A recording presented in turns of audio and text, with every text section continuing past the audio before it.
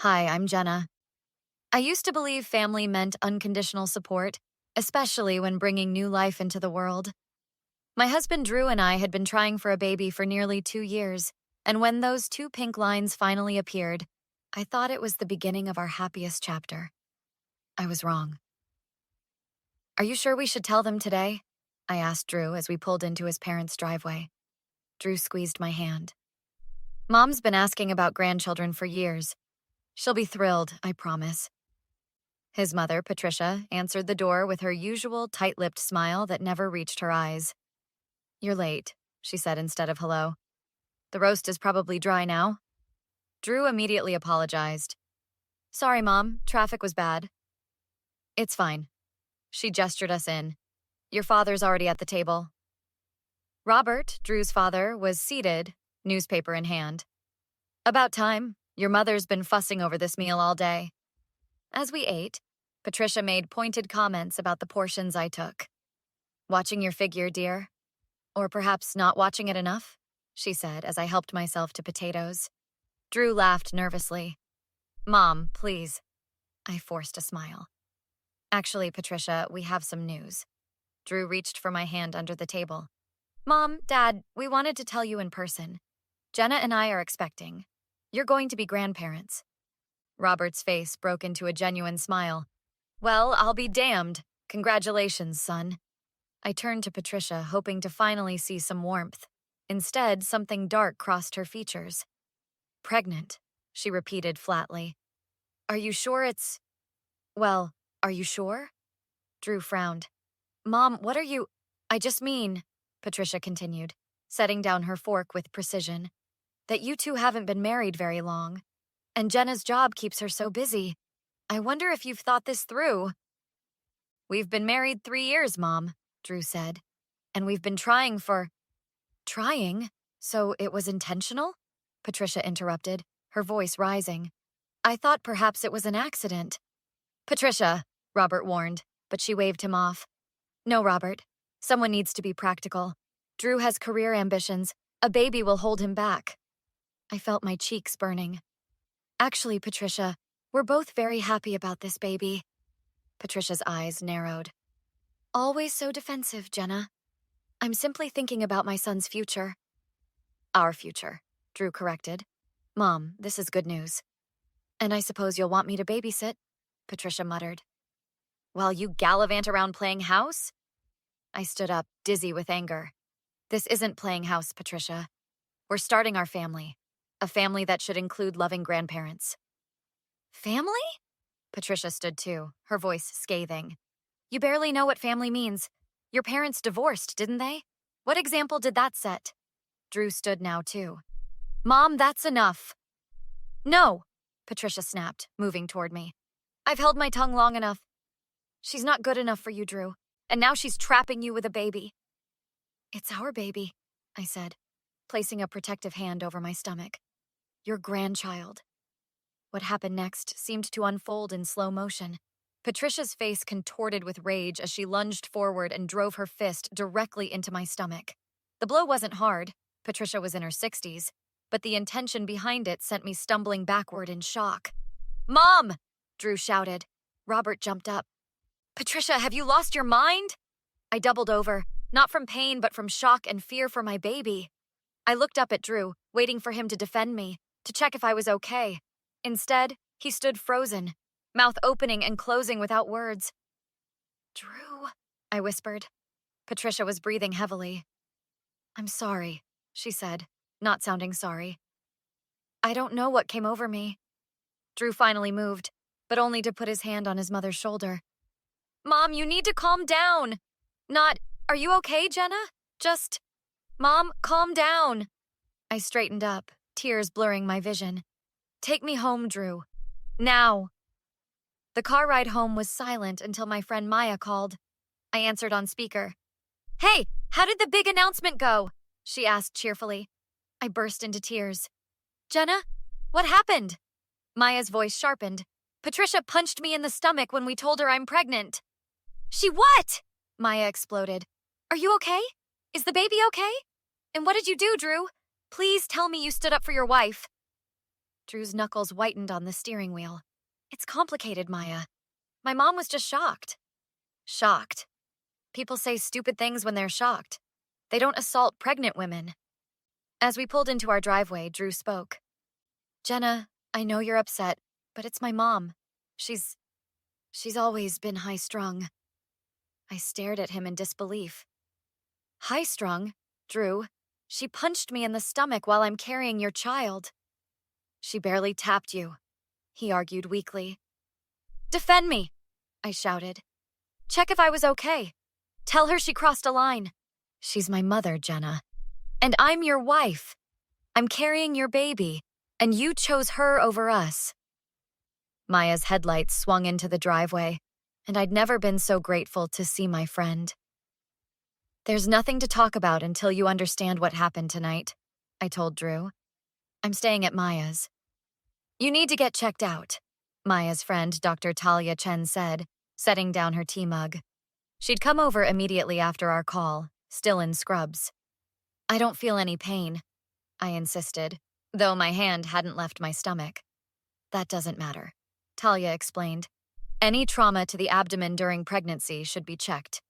Maya nodded. And you should file a police report. What she did was assault. On my pregnant wife, came Drew's voice from the doorway. We turned to see him standing there, eyes red-rimmed. You have 15 minutes, Maya warned him. Drew approached slowly. I'm so sorry, Jenna. I was in shock. That's not good enough, I said quietly. You didn't protect me. I know, he whispered. I should have done something. He looked at Talia. Is the baby okay? We don't know, Talia answered. Jenna needs to go to the ER. Drew nodded. I'll take you right now. I want Maya to come, I said. Of course, he agreed. But Jenna, there's something else. My dad called. He's furious with Mom. Drew swallowed hard. He said this isn't the first time she's done something like this. What do you mean? I asked. Apparently she was physically abusive to my sister-in-law too, years ago. Mark never told me. That's why they moved across the country. Maya's expression hardened. And you never wondered why your brother cut contact with your parents? Mark and I aren't close, Drew said defensively. Dad said Mom has issues. She's been in therapy on and off for years. That doesn't excuse what she did, I said. No, it doesn't, Drew agreed. Nothing does. 3 hours later, I lay on an exam table as a technician moved an ultrasound wand across my belly. There's your baby, she said. Strong heartbeat. Everything looks normal. Relief flooded through me. Drew, who had been standing anxiously in the corner, moved to my side and reached for my hand. I let him take it. Later, we sat in the hospital cafeteria with Maya. What happens now? Maya asked. Drew looked at me. I called the police from the waiting room. I filed a report against my mother for assault. I stared at him in surprise. You did? He nodded. It was the right thing to do. What she did was wrong, and there need to be consequences. Won't that cause problems with your family? I asked. You and the baby are my family, Drew said firmly. My first priority. Maya eyed him skeptically. And what about your relationship with Jenna? Drew's shoulders slumped. I know I failed you today. There's no excuse. But I love you, and I want to be the husband you deserve. I need to know something, I said after Maya left.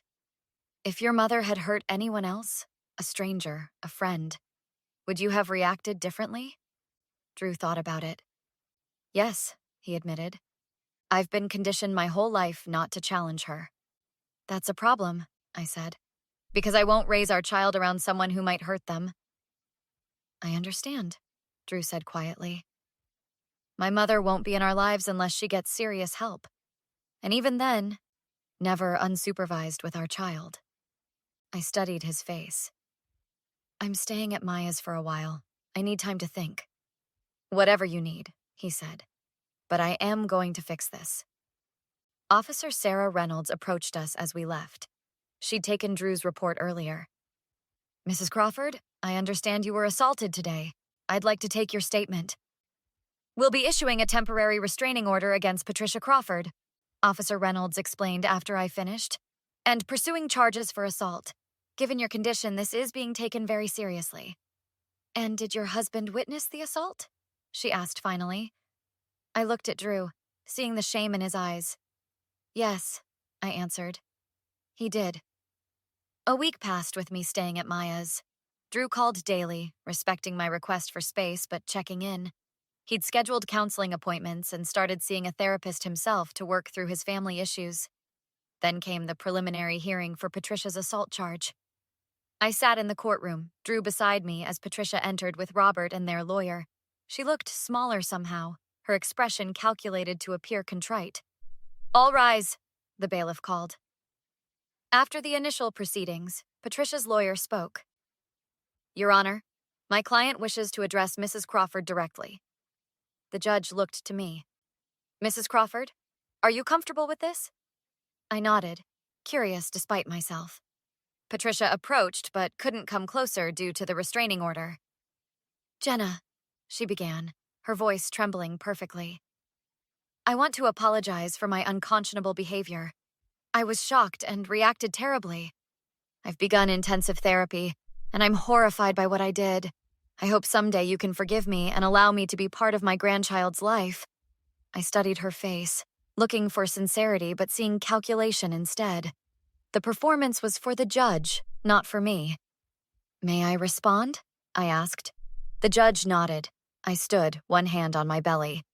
Patricia, I appreciate that you're seeking help, but this wasn't a momentary lapse in judgment. According to your husband, you've been physically abusive before. Your attack wasn't just on me, it was on your unborn grandchild. Patricia's facade cracked. That's not true. Robert is exaggerating. Mom, Drew interrupted, standing beside me. Stop lying. We know about what happened with Mark and Lisa. Patricia's eyes flashed with the same anger I'd seen at dinner. You ungrateful... She caught herself, glancing at the judge. You don't understand.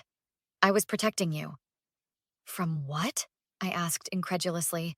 From happiness? From starting a family? From making mistakes? Patricia hissed. She trapped you with this baby, just like Lisa tried to trap Mark. The courtroom went silent. Patricia's lawyer closed his eyes in dismay. The judge leaned forward. Mrs. Crawford, are you admitting to previous assaults? Patricia realized her mistake too late. That's not what I meant. Drew stepped closer to me, his hand finding mine. This time, I didn't pull away. Mom, he said firmly, no one trapped anyone. Jenna and I wanted this baby. We tried for 2 years to conceive. Drew, Patricia's voice turned pleading. You don't mean that. I'm your mother. Yes, you are, he agreed. And I'll always love you because of that. But I love Jenna by choice, and our baby is our future. Patricia turned to the judge. Your Honor, clearly this has been blown out of proportion. The judge's expression remained stern. Mrs. Crawford, striking a pregnant woman in the abdomen is assault, not a disagreement. Robert stood up. Your Honor, if I may? When the judge nodded, he continued. My wife does need help. I've enabled her behavior for years by keeping the peace. I support whatever measures the court deems necessary. Patricia whirled on him. Robert, how dare you? That's enough, the judge said. Mrs. Crawford, I'm extending the restraining order and referring this case for further prosecution. As Patricia was led away, she turned back. Drew, please, don't do this to me. Drew's voice was steady. You did this to yourself, Mom. 6 months later, I sat in Dr. Chen's office for my checkup, my baby bump now prominently displayed. Drew held my hand as the doctor reviewed my test results. Everything looks perfect, Dr. Chen assured us. You're having a textbook pregnancy. Thank you, I said, feeling the baby kick. For everything, including coming over that night. Dr. Chen smiled. That's what friends are for. Do you want to know the sex, or are you still wanting to be surprised? We want to know, we said in unison. It's a girl, Dr. Chen announced. Joy bubbled through me as Drew kissed my hand, tears in his eyes. Later that evening, Maya came over for dinner to hear the news. She'd been my rock through everything. "A niece!" Maya exclaimed. "I'm going to spoil her rotten." "You'll have to get in line," Drew laughed. "Jenna's parents are already buying out every baby store in Seattle." "What about Robert?" Maya asked carefully. "Have you decided if he'll be involved?" I nodded. "He's been coming to counseling with us. He's really trying." "And Patricia?" Maya's voice hardened. Drew answered. "She completed the residential program and is continuing therapy. According to her counselor, she's making progress." "The restraining order is still in place," I added, "and will be until after the baby is born, at minimum." The doorbell rang and Drew went to answer it. He returned looking troubled, with Robert behind him. "I'm sorry to interrupt," Robert said, "but Patricia violated the restraining order today?" My hand instinctively went to my belly. "What happened?" "She tried to come to your house while you were at work," Robert explained. "A neighbor called the police. She's been arrested." Drew sat down heavily. "Why would she do that?" "She found the ultrasound picture I had at home," Robert said. "When she saw it was a girl, she became fixated on the idea that she needed to fix things before the baby arrived." "She'll likely face jail time," Robert continued. "The judge was clear about the consequences of violating the order." I felt a mixture of emotions, concern for a troubled woman, but also relief that we were being protected. 3 months later, I held my daughter in my arms for the first time. Charlotte Maya Crawford, 7 pounds of perfect baby girl. Drew sat on the edge of the hospital bed, staring at her in wonder. "She's beautiful," he whispered, "just like her mother." Maya knocked softly before entering. "Can the honorary aunt come meet the princess?" "Get in here," I laughed. Maya approached and gasped. "Oh, Jenna, she's perfect." "Want to hold your namesake?" I offered. "Hello, Charlotte Maya," she cooed, tears in her eyes. "I'm going to teach you all the things that drive your parents crazy."